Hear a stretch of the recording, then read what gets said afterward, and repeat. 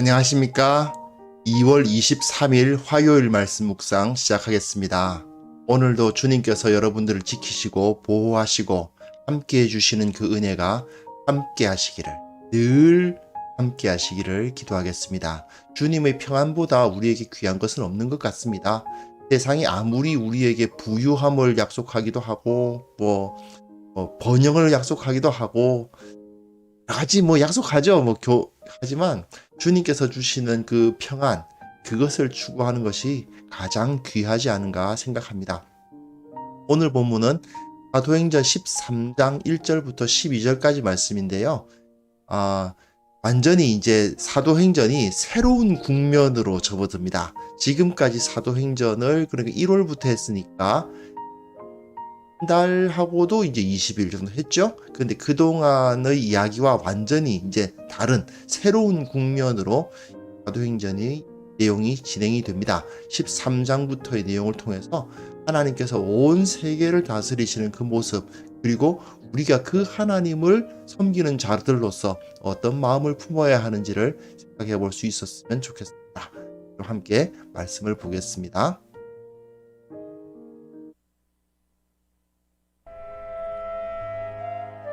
안디옥 교회에 선지자들과 교사들이 있으니 곧 바나바와 니게르라 하는 시므온과 구레네 사람 루기오와 분봉왕 헤롯의 젖동생 마나엔과 및 사울이라.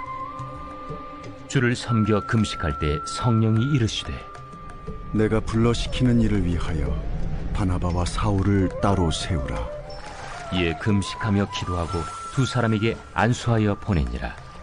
두 사람이 성령의 보내심을 받아 실루기아에 내려가 거기서 배 타고 구브로에 가서 살라미에 이르러 하나님의 말씀을 유대인의 여러 회당에서 전할세 요한을 수행원으로 두었더라. 온 섬 가운데로 지나서 바보에 이르러 바예수라는 유대인 거짓 선지자인 마술사를 만나니 그가 총독 서기오 바울과 함께 있으니 서기오 바울은 지혜 있는 사람이라. 바나바와 사울을 불러 하나님의 말씀을 듣고자 하더라. 이 마술사 엘루마는 이 이름을 번역하면 마술사라. 그들을 대적하여 총독으로 믿지 못하기 힘쓰니 바울이라고 하는 사울이 성령이 충만하여 그를 주목하고 모든 거짓과 악행이 가득한 자요 마귀의 자식이요 모든 의의 원수여 주의 바른 길을 굽게 하기를 그치지 아니하겠느냐. 보라, 이제 주의 손이 내 위에 있으니 내가 맹인이 되어 얼마 동안 해를 보지 못하리라. 즉시 안개와 어둠이 그를 덮어 인도할 사람을 두루 구하는지라. 이에 총독이 그렇게 된 것을 보고 믿으며 주의 가르치심을 놀랍게 여기니라.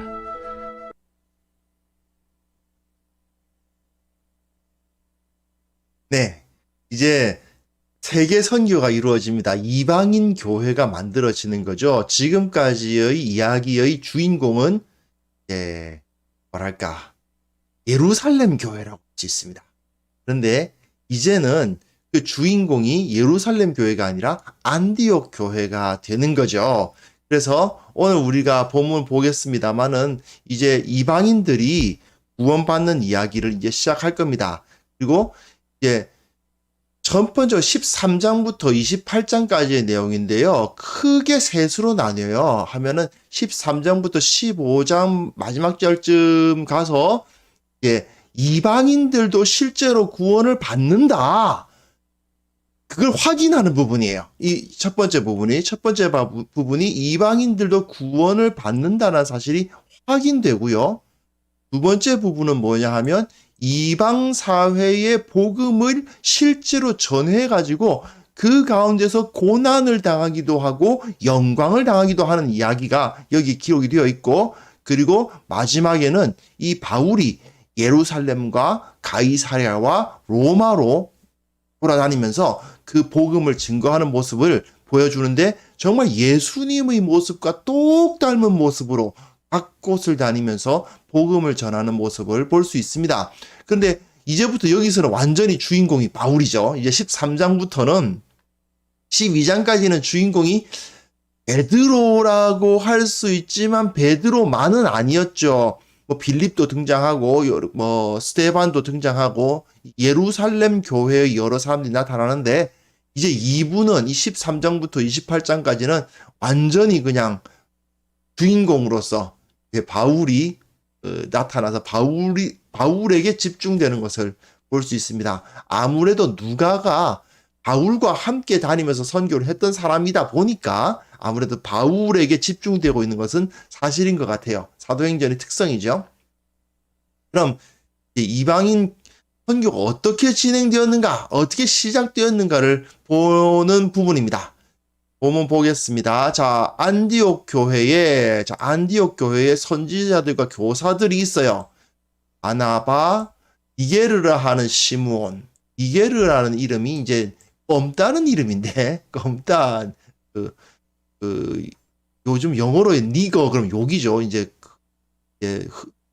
아프리카계 분들한테 니거 뭐 이러면 욕이 되어버리는데, 이게 그 니게르 하는 껌따는 뜻입니다. 그러니까 아마 이 사람이 좀 피부가 검었지 않을까 생각이 돼요. 그 니게르라는 시므온과 구레네 사람,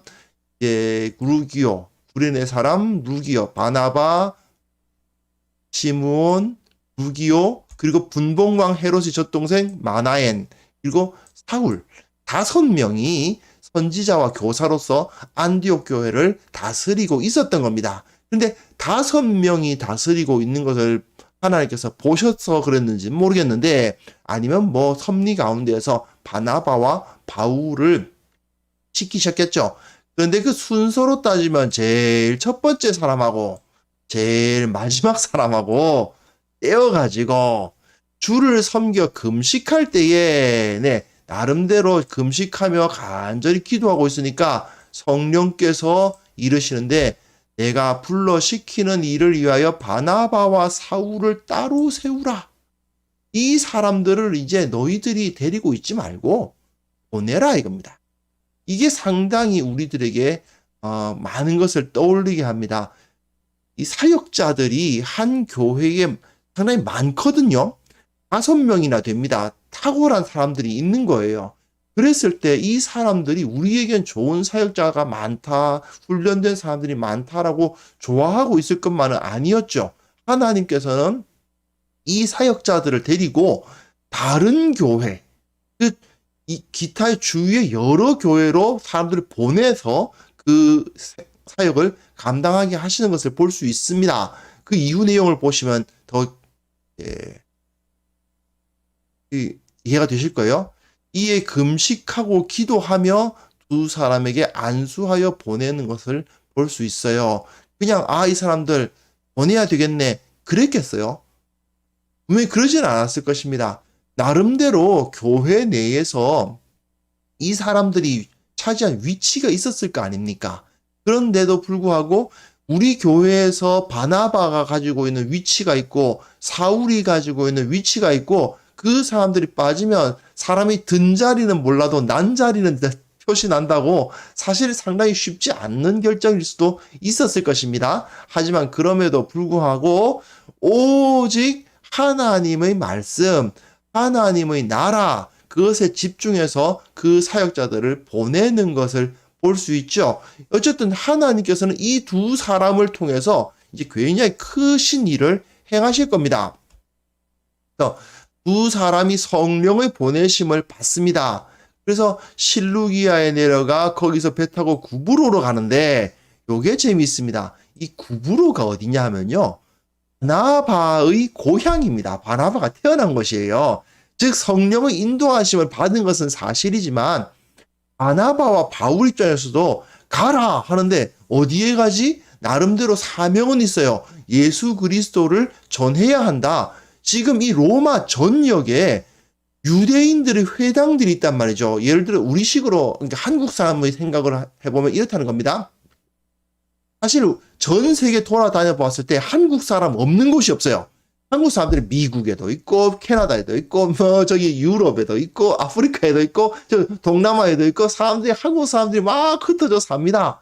그런데 내가 우리 한국 사람들에게 정말 전해야 될 어떤 소식이 있다. 너무나도 중요한 소식이 있다. 근데 문제는 지금은 이제 인터넷 같은 게 되는 시대가 아니다. 사람이 직접 가서 그 소식을 전해야 한다. 한국 사람들은 이 소식을 들으면 정말 기뻐할 거다. 뭐 나는 이런 생각 하면서 이제 그 여러 회당, 유대인들이 로마 전역에 흩어져 있는데 그 회당에 돌아다니면서 복음을 전해야 된다는 사명을 지금 받은 겁니다. 그런데 문제는 어느 회당부터 가지? 하는 생각이 들잖아요. 어디부터 가야 되나? 예. 그러니까 아무래도 좀 만만한 데를 가야 되겠죠. 아무래도 좀 이제 마음이 좀 편한 곳, 가서 복음 전할 수 있을 만한 그런 곳에 가야 되지 않겠습니까? 그러니 바나바의 고향으로 가자. 그래서 바나바 고향 구브로로 예, 가는 거죠. 구브로가 어디냐? 예, 여기입니다. 여기 섬입니다. 여기가 지금 예루살렘이고 여기는 안디옥이죠. 안디옥이 여기입니다. 그러니까 지금 이 사람들은 안디옥에서 출발했으니까 안티옥이 여기고 구브로 여기니까 뭐 가깝죠. 별로 멀지 않습니다. 근데 이걸 좀 한 요만큼 정도의 요만큼만 이제 확대해 보면요. 이렇거든요.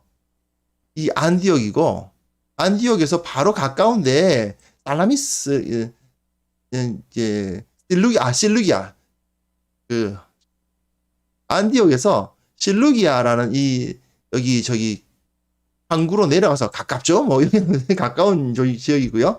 실루기아에서 배를 타고 여기로 갔다는 겁니다. 예, 살라미스 여기 동쪽 해안에서 있는 이 항구로 가서 이 살라미스라는 곳에 가서 이제 그곳에서 복음을 전했다 이 말이에요.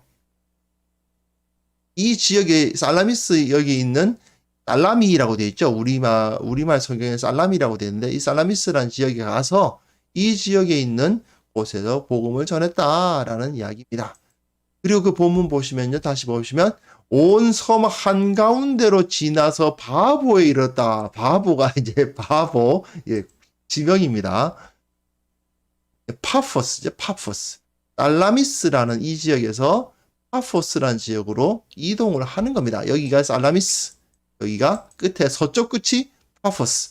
여기서 살라미스와 파포스 이곳에서 복음을 전하는데 살라미스에서는 복음을 전했다는 이야기만 있고 파포스에서는 어떤 일이 있었느냐 하면은 총독 서기오 바울과 함께 있는 바예수라고 하는 유대인 거짓 선지자 마술사가 있었다고 기록하고 있습니다. 이 사람이 바예수 유대인 거짓 선지자인 마술사라는 상당히 긴 이름을 가지고 있죠. 이 당시에 로마 시대에는 말입니다. 이름이 길면은 굉장히 권세 있고 힘 있는 사람입니다. 그런데 이 바예수라는 사람이 유대인 거짓 선지자 마술사라는 이름을 갖고 있단 말입니다. 그것이 하나의 그 이름이에요. 이 사람을 부르는. 그런데 이 사람을 바울과 바나바가 만나서 그 가운데서 복음을 전하는데 총독 서기오 바울이 있어요. 세르기우스 파울로스죠. 세르기우스 파울로스라는 이름을 가진 총독이 그와 함께 있습니다. 근데 이 세르기우스 파울로스라는 사람은 지혜 있는 사람이에요. 굉장히 지혜가 있는 사람이어서 바나바와 사울을 불러서 하나님의 말씀을 들으려고 합니다. 정말 독특하죠. 서기오 바울이라는 이 이름 자체는 유대인이 아닙니다. 바예수라는 이름은 뭘까요? 예수의 아들이란 뜻이에요. 예수의 아들, 아버지 이름이 예수예요. 이 예수란 이름 자체가 사실은 흔한 이름입니다. 예수님이 독특한 이름을 사용하셨던 것이 아니고 아주 흔한 이름을 쓰고 있었고 바예수, 예수라고 한 유대인임에 틀림없는 거짓 선지자 마술사가 있는가 하면 반대로 이방인임에도 불구하고 지혜가 있어서 바나바와 사울을 불러서 하나님의 말씀을 들으려고 하는 사람이 있었다는 것입니다. 이게 굉장히 독특하죠. 유대인이 있고 이 바예수라는 유대인이 있고 서기오 바울이라는 이제 이방인이 있는데 유대인은 어떻게 합니까? 이들을 대적하여 총독으로 믿지 못하게 힘씁니다. 유대인은 대적하고 이방인은 관심을 갖는 거예요. 자, 바나바와 사울이 어떤 어떤 마음을 먹고 이 구브로까지 왔을까요? 앞에 구절 한번 볼게요. 앞에 보시면 살라미에 이르러서 그 실루기아에서 배를 타고 구브로로 가서 살라미에 이르러서 살라미에서 어떻게 합니까? 유대인의 여러 회당에 소전합니다. 자, 바나바와 사울은 노방전도를 한 게 아니에요. 그게 아니고 그 지역에는 유대인들이 나름대로 회당을 짓고 모여 있단 말입니다. 우리나라 사람들도 좀 그렇잖아요. 여러 지역에 뭐 미국 같은 데 가보면 또 미국이나 캐나다나 이런 북미 지역이 특히 그렇다고 그러는데 다른 데도 그렇다고 하더라고요. 이 한국인들이 그 한국인 교회를 중심으로 그 커뮤니티를 이루고 있단 말입니다.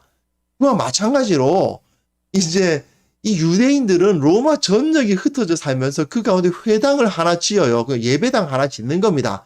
그 다음에 그 회당을 중심으로 커뮤니티를 이루면서 그들이 모여서 살고 있는 거예요. 그래서 그 회당은 안식일이 되면 예배하는 곳이기도 하고 사람들이 만나서 여러 가지 그 유대인 커뮤니티의 여러 가지 일들을 결정하는 곳이기도 하고 또 이런 여행자들에게 여관이 되기도 하는 그런 곳이 회당이에요. 근데 그 회당에 가서 이제 복음을 전한 거예요. 그러니까 바나바와 사울은 이방인들에게 복음을 전할 생각이 없는 겁니다. 그런데 파포스에 와가지고 거기에 이제 서기오 바울이 있는데 서기오 바울이 이 총독인데 말이죠. 분명히 이방인인데 이 사람이 바나바와 사울을 불러서 하나님의 말씀 들으려고 한단 말이에요. 예, 이방인들이 복음에 관심을 갖는 역사가 일어나고 반대로 유대인은 예수라고 하는 유대인의 이름을 가지고 있는 이 사람은 오히려 그 복음을 막으려고 하는 현상이 벌어지더라 하는 것입니다. 그러니까 여기서 사울이 이제 바울이라는 이 헬라어 이름을 사용하기 시작하죠. 이게 좀 딴소리인데 가끔 아직까지도 사울이 이제 예수님을 만나서 바울이라고 개명했다 이렇게 생각하시는 분들이 계신데 아닙니다. 지금 사도행전 보셔서 아실 수 있죠. 이 사람 지금 예수님 만난 지 꽤 시간 됐어요. 그리고 사울이라는 이름으로 안디옥 교회에서 사역까지 했어요. 전혀 그런 거 아닙니다. 또 사울은 높은 자, 큰 자란 뜻이고 바울은 낮은 자, 작은 자란 뜻이다. 이렇게 말씀하시는 경우도 있는데 전혀 근거 없습니다.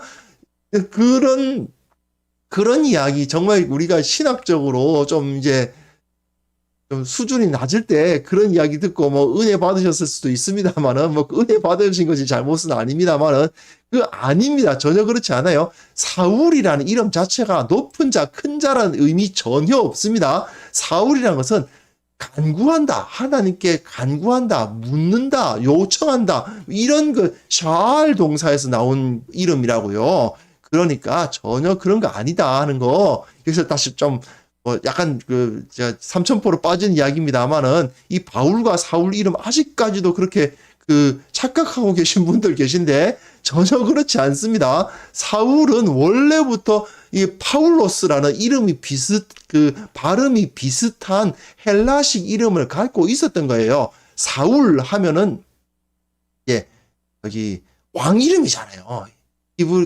다윗 이전에 있었던 이 사람이 베냐민 지파니까 원래부터 베냐민 지파니까 그 베냐민 지파 중에서 나왔던 왕의 이름이 좀 인기 있는 이름이죠. 그러니까 사울이라는 이름을 줬던 거고 근데 이 사람이 이방 지역에서 길리기아 다소 출신이니까 거기서는 이제 그 헬라식 이름이 필요하잖아요. 그러니까 사울이라는 이름이 자기 본명인데 헬라인들 만나서 이야기할 때는 사울이라는 이름이 조금 어색하니까 파울로스라는 그 시대에 많이 사용되었던 헬라식 이름을 쓰고 있을 뿐이에요. 그리고 여기도 보면 서기오 바울로 아닙니까? 세르기오스 파울로스 이방인이거든요. 이방인의 이름입니다.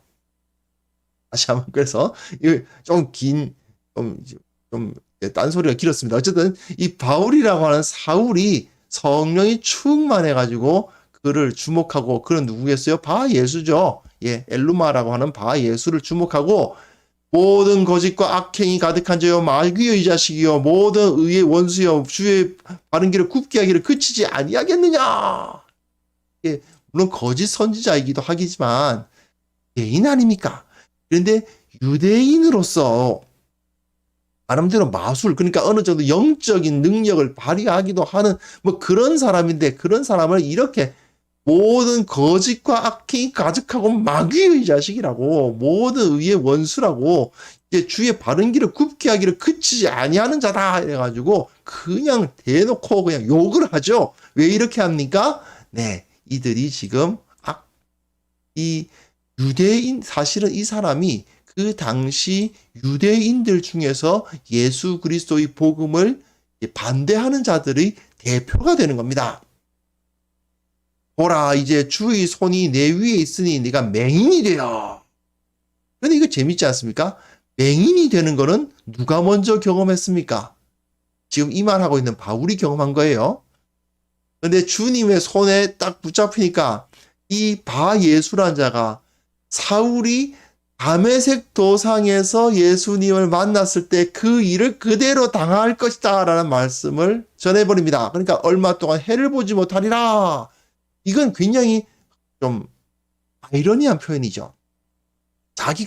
바울 자기가 예수님을 알지 못했을 때의 그 모습이 어떤 모습입니까? 바로 이 바 예수 엘루마의 모습하고도 비슷한 거예요. 그가 온 동네를 다니면서 이 복음이 퍼지지 않도록 노력했던 사람 아닙니까?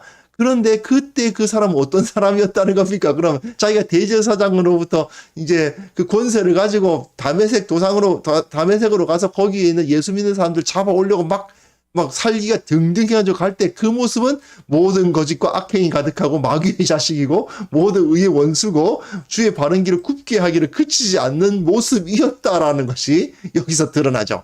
예, 사울이 실제로 예수님 만나기 전에는 이런 악행자였다는 사실이 나타나는 겁니다. 그렇기 때문에 그가 주의 손에 의해서 맹인이 되었고 안개와 어둠을 덮어서 인도할 사람을 두루 구하게 되는 사람이 되었다 하는 것을 여기서 상당히 재미있게 보여주고 있습니다. 여하튼 주님을 알지 못할 때에 하나님을 알지 못하면 결국은 이러한 자들, 아무리 자기가 유대인이고 뭐 날 때부터 할례를 받았고 우리식으로 말하면 어떻습니까? 뭐 내가 이제 뭐 모태신앙이고 목회자들의 자녀고 우리 집안이면 몇 대째 예수를 믿고 아무리 그래봤자 예수 그리스도를 온전히 알지 못하면 이런 자가 된다는 것입니다. 모든 거짓과 악행이 가득하고 마귀의 자식이 다 하는 것을 선포하는 거죠. 그러니까 이걸 보면서 총독 서기오 바울이 이것을 보고 믿었습니다. 주의 가르치심을 놀랍게 여기는 일이 벌어지죠. 예, 이방인은 믿는 겁니다. 유대인은 안 믿고 오히려 복음을 거절하는데 이방인은 믿는 역사가 일어납니다. 자, 이런 메시지를 보면서 우리가 상당히 중요한 메시지를 여기서 찾아야만 됩니다. 사실 저 같은 목사들이 제일 문제예요. 어떻게 보면. 왜냐하면 뭐 나름대로 뭐 신학 공부했다고 좀 머리 좀 튀었다고 막 자기가 뭔가 좀 내가 좀 하나님을 더 잘할 거라고 생각하고 착각하는 사람들이 있을 수 있거든요. 저도 그럴 수 있어요. 진짜. 내가 하나님을 잘 안다. 내가 말씀을 좀 안다. 헬라어 공부 좀 했다고 하나님을 더 잘한다. 글쎄요. 꼭 그런 건 아닐 수 있는데도 불구하고 내가 더 경건하고 하나님께서는 나부터 먼저 구원해 주실 것 같고 이런 생각이 영적인 교만이거든요. 이런 영적인 교만에 딱 잡히면 어떤 일이 벌어지냐면 이 교만한 사람들끼리 뭉쳐가지고 그 안에서 잘 먹고 잘 사는 일이 벌어지게 됩니다. 바로 이 바 예수와 같은 그런 모습이 나타나죠. 영적인 교만이 있는 사람일수록 오히려 복음을 전하는 데는 더 부정적인 경우가 되게 많습니다. 나와 저들은 달라. 이렇게 생각하잖아요. 저 사람들은 예수 안 믿는 사람들이고 저 사람들은 우리하고는 본질적으로 다른 사람들이야. 저 사람들하고는 말이 안 통해. 뭐 이렇게 생각하게 되잖아요. 예수를 안 믿는 사람들을 보면 말입니다. 그렇기 때문에 이런 사람들은 다른 사람들에게 복음을 전하기도 힘들고 내가 그리스도인이라는 정체성을 가지고 다른 사람들에게 나아가는 것을 주저하게 되죠. 나는 목사인데, 나는 완전 크리스찬인, 나는 골수 크리스찬인데 뭐 이런 식으로 생각하면서 이제 다른 사람들과의 장벽을 쌓기도 하고요. 이게 심하면 교회 내에서도 이런 장벽이 생깁니다. 목회자들과 평신도들이 소통이 안 돼요. 목사들이 너무 하고 있다 보니까 평신도들하고 대화가 안 되는 경우가 굉장히 많습니다. 그러다 보니 그리스도인하고 비그리스도인들이 장벽이 놓이고 목회자와 평신도 사이에 장벽이 놓이고 모태신앙인 사람과 모태신앙 아닌 사람들이 장벽이 놓이고요. 정말 재밌는 거는요. 제가 경험해 본 건데 목사들끼리 모였는데 목사들끼리 모인 상태 목사 아들 목사들하고 목사 아들 아닌 목사들하고 장벽이 또 생겨요. 정말 웃기죠. 정말 말도 안 되는 일이 실제로는 벌어집니다. 이 목사 아들 목사들은 자기가 뭔가 있는 걸로 생각해요. 뭐 어험 이러면서. 그리고 그 앞에서 이제 당연히 목사 아들 아닌 목사들은 그런 눈꼴 사납게 보겠죠. 그런 모습들이 실제로 참 안타깝게도 우리 그 교회 내에 있는 겁니다. 정말 이제 교만이죠. 근데 이런 교만이 생기면 어떤 일이 벌어집니까? 교만한 태도 때문에 다른 사람들 앞에 나아갈 수가 없어요. 내가 저 사람들에게 다가가려고 해도 주저하게 돼요. 나는 이런 사람인데 저 사람들에게 갈 수 있을까?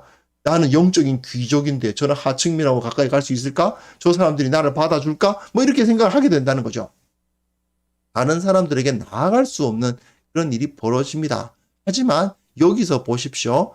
실제로 하나님의 백성이 되는 사람은 바 예수가 아니고 서기오 바울입니다. 이방인이 하나님에 대해서 더 빨리 캐치하고 하나님을 더 깊이 알고 하나님께 더 가까이 나아가는 것을 볼 수 있습니다. 내가 어려서부터 뭐 하나님을 믿었고 내가 어려서부터 율법을 알았고 이런 거 다 필요하지 않습니다. 하나님께서는 유대인이냐 이방인이냐 뭐 모태신앙이냐 아니냐 그런 것에 대해서 관심을 가지시는 것이 아니고 그 마음의 심령에 합당한 자들을 부르신다는 사실을 우리는 깨달아야 됩니다. 주님께서는요. 아무리 그가 교회 문턱에도 안 가본 사람이라 하더라도 성령의 역사하심을 통해서 그가 완전히 변화될 수 있도록 하시는 분입니다. 그 마음을 깨뜨리시는 분이고요. 하나님께서 만나주시면 그는 변화되고 정말 주님 앞에서 거룩한 자, 정말 존경할 만한 자, 영적인 사람이 될 수 있습니다. 이걸 우리가 먼저 깨달아야 돼요. 그렇기 때문에 우리가 우리 마음을 가만히 살펴보고 혹시 내 마음속에 영적인 교만이 없는가? 혹시 나는 이런 그 참 하나님이 원하시지 아니하는 그러한 생각들, 나와 우리 지체들로부터 나 자신을 좀 멀리하는 벽을 쌓는 그런 모습은 없는가? 한번 생각해 보고 내가 하나님 앞에서 저들에게 가까이 나가기 위해서 무엇을 할 수 있을까? 내 마음속에 있는 교만들, 나는 이런 사람인데 하는 그런 생각들을 버리기 위해서 내가 실천해야 될 것은 무엇인가? 어떤 마음을 품어야 할 것인가? 묵상해 보는 시간, 기도하는 시간 가졌으면 좋겠습니다. 함께 기도합시다.